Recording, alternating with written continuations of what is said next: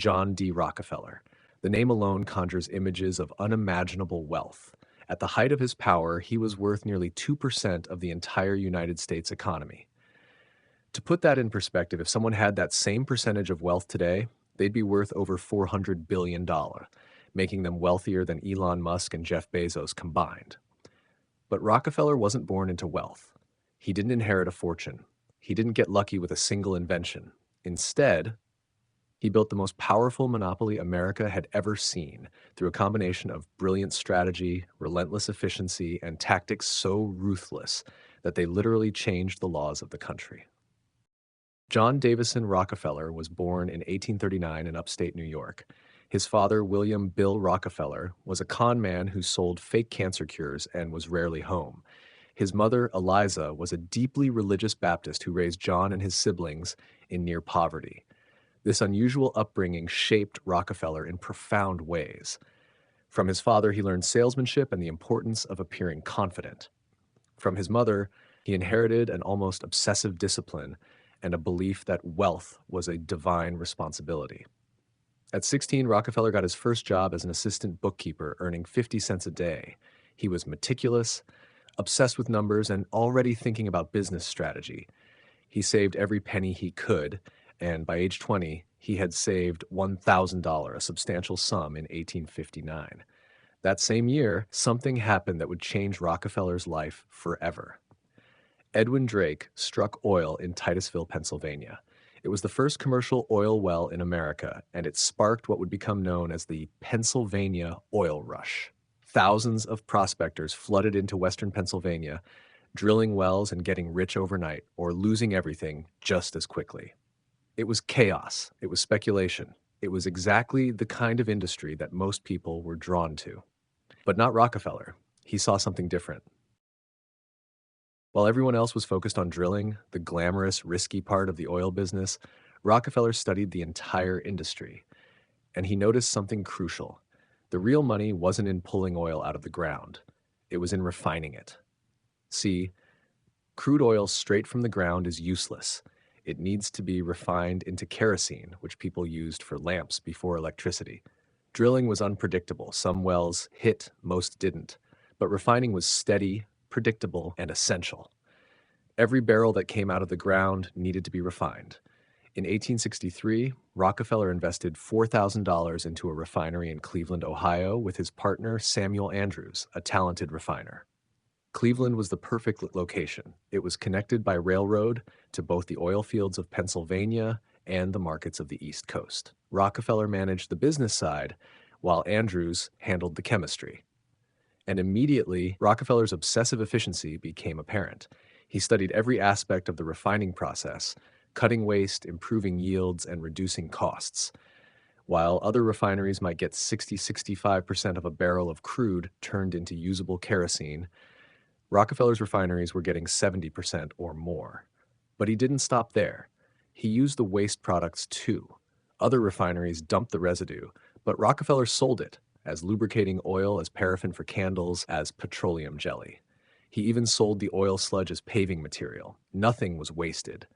Within 2 years, his refinery was the largest in Cleveland. Within 5 years, he was one of the biggest refiners in the country. But Rockefeller had a problem. The railroad companies were charging enormous fees to ship his oil to market. Transportation costs were eating into everyone's profits. And this is where Rockefeller's true genius and ruthlessness began to emerge.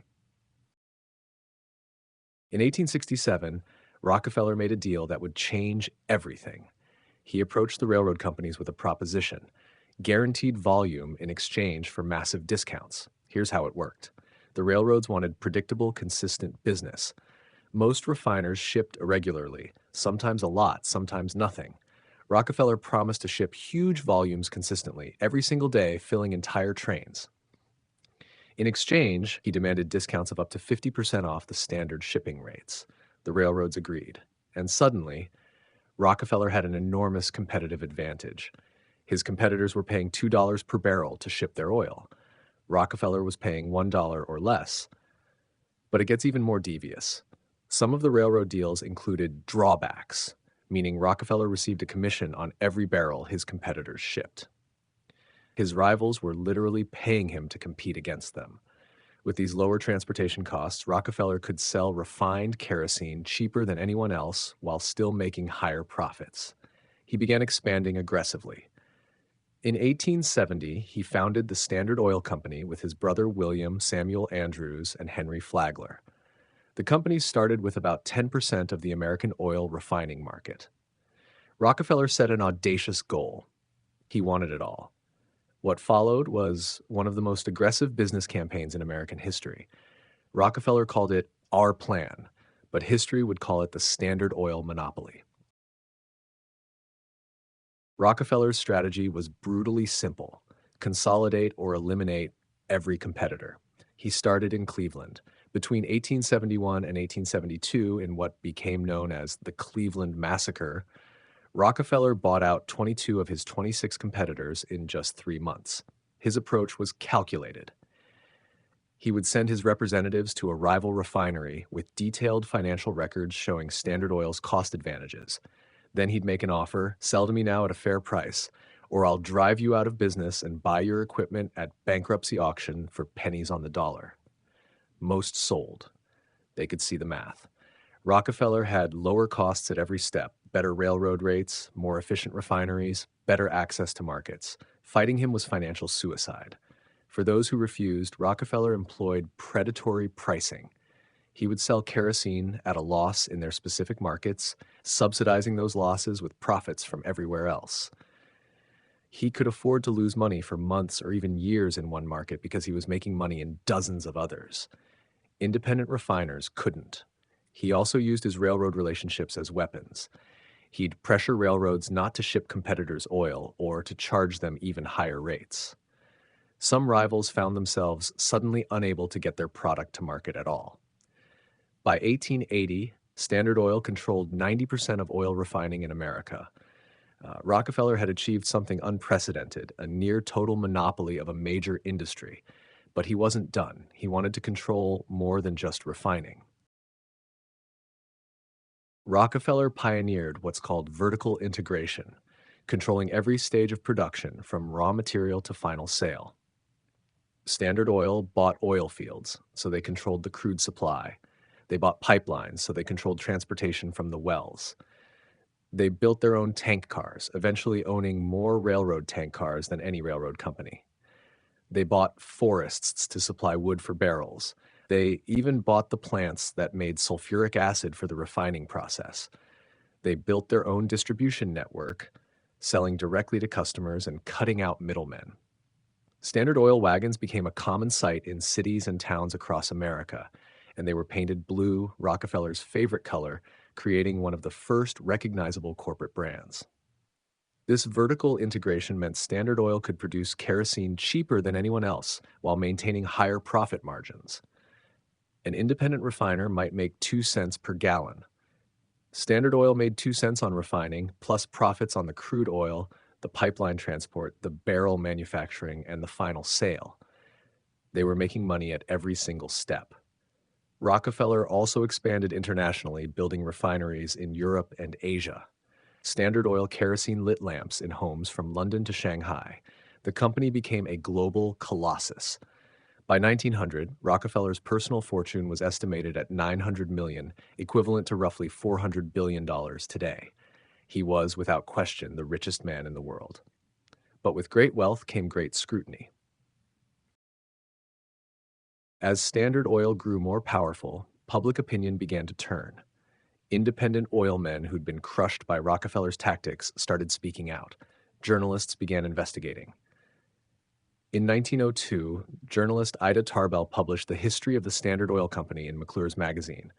Tarbell's father had been an independent oil man ruined by Standard Oil, and her expose was devastating. She detailed the secret railroad deals, the predatory pricing, the corporate espionage, and the systematic destruction of competitors. The public was outraged. Rockefeller became the symbol of corporate greed and monopolistic abuse. Political cartoons depicted him as an octopus, with tentacles strangling small businesses and governments alike. President Theodore Roosevelt, the great trust buster, launched an antitrust investigation. In 1906, the federal government sued Standard Oil for violating the Sherman Antitrust Act.